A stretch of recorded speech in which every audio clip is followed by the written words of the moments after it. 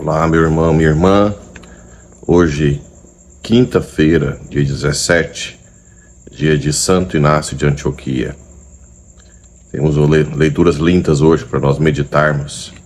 A primeira leitura da carta aos Efésios é o iniciozinho da carta, um hino cristológico. As chamadas cartas deuterocanônicas.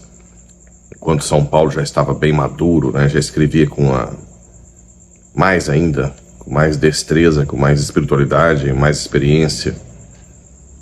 Nós temos aqui nessa carta esse hino cristológico belíssimo.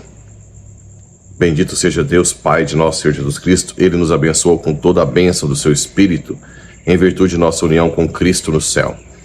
Deus criou o mundo para nos ter com Ele no céu um dia para sempre. Isso é um privilégio enorme do ser humano. Toda a criação, dizem, isso eu ouvi do professor Felipe Aquino, né? Dizem os físicos que o maior macro do universo e o menor micro, a média aritmética, é a altura média do ser humano. São provas incríveis de que todo o universo foi criado tendo o ser humano no centro, como aquele amado por Deus. E é incrível esse texto da carta aos Efésios, porque nos coloca como aquele que Deus quer colocar como centro e quer colocar como participante da sua divindade. É até um pouco irônico, porque o pecado original é o homem querer ser Deus, e por isso rompe com ele. E a proposta de salvação divina é justamente fazer-nos deuses com ele, que nós participemos da sua realeza, do seu profetismo, né? E de sua santidade. É algo incrível. Só que para isso, neste mundo, devemos ser o menor, o que mais serve, o mais humilde, o que mais ama, que é o mais difícil. Nós não conseguimos ser tudo isso sem a graça de Deus. Em Cristo, Ele nos escolheu antes da fundação do mundo para que sejamos santos e irrepreensíveis sob o seu olhar no amor. Eu não entendo a crítica que muitos nossos irmãos evangélicos fazem aos protestantes à santidade. O tempo inteiro a Bíblia fala de santidade. Santo é aquele que se deixa configurar-se a Jesus. Nós sabemos que na fé católica, se nós deixarmos a graça agir, seremos semelhante a Cristo. Isso é santidade, isso é ser santo. Ele nos predestinou para sermos seus filhos adotivos por intermédio de Jesus Cristo, conforme a decisão da sua vontade, para o louvor da sua glória e da graça com que Ele nos cumulou no seu bem-amado. Pelo seu sangue nós somos libertados. Nele as nossas faltas são perdoadas, segundo a riqueza da sua graça que Deus derramou profusamente sobre nós, abrindo-nos a toda sabedoria e prudência. Ele nos fez conhecer o mistério da sua vontade, o desígnio benevolente que de antemão determinou em si mesmo, para levar à plenitude o tempo estabelecido e recapitular em Cristo o universo inteiro, tudo que está nos céus e tudo que está sobre a terra. Palavra do Senhor, graças a Deus. Aqui é um outro grande mistério. Todo o universo foi criado, colocado o homem no centro, Adão e Eva, para tomar conta do universo, sendo sempre obediente ao Criador. De repente o homem se rebela, e toda a criação também se rebela, entra em desarmonia. Nossos desejos corporais, os animais, ficam totalmente arredios, né? Mas em Cristo, Ele vem para recapitular todas as coisas. Tudo que a natureza humana divina, a humana de Cristo teve, entrou em contato com a natureza divina. Desde a gestação, a fecundação com o Espírito Santo, a gestação, o nascimento, a infância, a vida familiar, o trabalho. Jesus recapitula toda a criação que foi desordenada para ser ordenada de novo, para uma meta comum, que é o novo céus, nova terra, a vida eterna, né? Então Cristo é aquele que leva o tempo à plenitude, o kairos. O kairos é o tempo de qualidade, não é só o tempo cronológico, tem o cronos e o kairos. Então Jesus leva a plenitude dos dois tempos. Uma prova é que no Cronos nós vivemos sempre 2024 após Cristo, depois de Cristo, né? Ou seja, existe um tempo cronológico antes e um tempo depois. E Kairos é o tempo qualitativo que nós temos de experiência com o Espírito Santo, de intervenção divina na história. No céu vai ser só Kairos. O Papa Bento fala na encíclica Spe Salve, né? Que devemos explicar para os jovens que no céu não é Cronos, porque muitos jovens acham que é chato, né? Viver o Cronos. Céu é Kairos, é plenitude, alegria o tempo inteiro, assim como no inferno é uma falta de alegria e plenitude o tempo inteiro.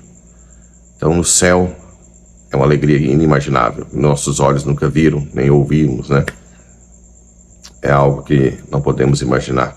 Por isso que vale a pena, sim, lutar neste mundo para ser o menor, passar pela cruz e assim por diante.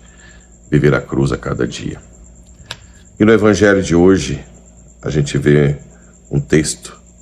Naquele tempo disse o Senhor, de Lucas, né? 11, 47 e 54. Ai de vós, porque construís os túmulos dos profetas, no entanto, foram vossos pais que os mataram.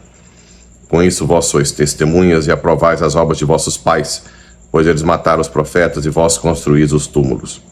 É por isso que a sabedoria de Deus afirmou: eu lhe enviarei profetas e apóstolos, e eles matarão e perseguirão alguns deles, a fim de que se peçam contas a essa geração do sangue de todos os profetas derramado desde a criação do mundo, desde o sangue de Abel até o sangue de Zacarias, que foi morto entre o altar e o santuário. Sim, eu vos digo, serão pedidas contas disso a esta geração. Ai de vós, mestres da lei, porque tomastes a chave da ciência. Vós mesmos não entrastes e ainda impedistes os que queriam entrar. Quando Jesus saiu daí, os mestres da lei e os fariseus começaram a tratá-lo mal e a provocá-lo sobre muitos pontos. Armavam ciladas para pegá-lo de surpresa por qualquer palavra que saísse de sua boca. Palavra da salvação. Glória a vós, Senhor.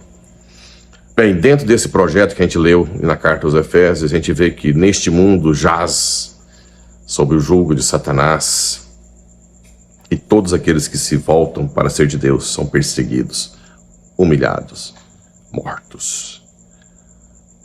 Ou mortos efetivamente como Marte, ou mortos para si mesmo na martiria.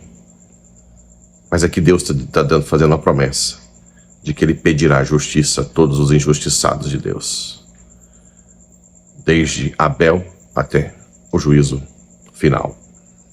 E isso é um sinal para aqueles que perseguem a igreja, perseguem seus pastores, que usam de má fé, né?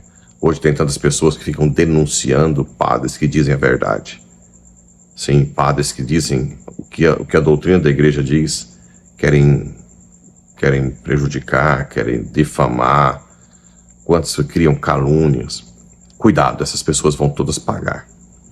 A honra destruída de um sacerdote que é correto, claro que existem aqueles que erram, que também não é tão certo ficar colocando tudo na mídia, apenas falar com a pessoa, denunciar o bispo, mas esses que querem denegrir a imagem de padres, bispos que são bons, que dão a vida, pagarão muito. E aqueles que matarem, então, nem se fala, esses tiranos, esses países que têm perseguido muito a igreja, perseguidos padres, bispos como a Nicarágua.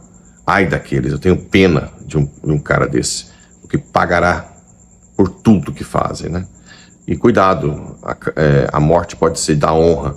Então a calúnia, a difamação, também pode levar à morte a morte da honra de um sacerdote, de um bispo que é bom, que é santo, e isso vai te prejudicar para sempre. Deus vai requerer justiça sobre isso, né? Então fica aqui o alerta.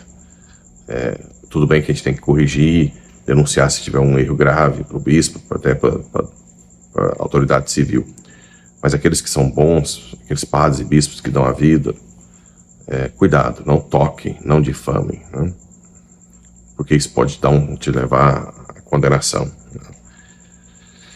Bem, e também nós padres temos que tomar cuidado, né? Aqui também fala dos mestres da lei que sabem o caminho, mas não deixam os outros entrar. Nós padres e mesmo leigos que estamos na frente temos que tomar muito cuidado para não impedir outras pessoas de entrar.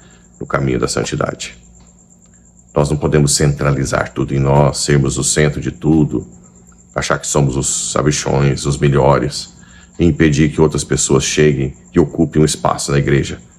Desde o padre, o bispo, os leigos, nós temos que estar com o coração aberto para ouvir o outro, para acatar a opinião do outro, para dar espaço para o outro, para às vezes sair de cena para que o outro cresça.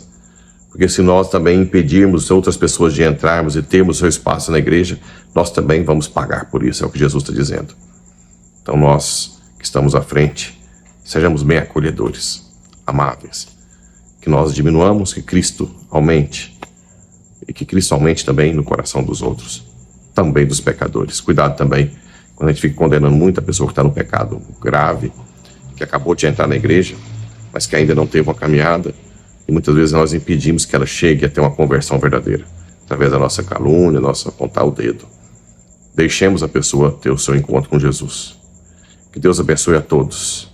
E lembrem-se, independente dos pecados que você tem, independente de todas as decepções que tenha sofrido na igreja, independente de tudo, Deus te quer com Ele um dia no céu, para sempre, como um participante da sua divindade. Confiemos na graça, confiemos nos sacramentos. Deus abençoe a todos.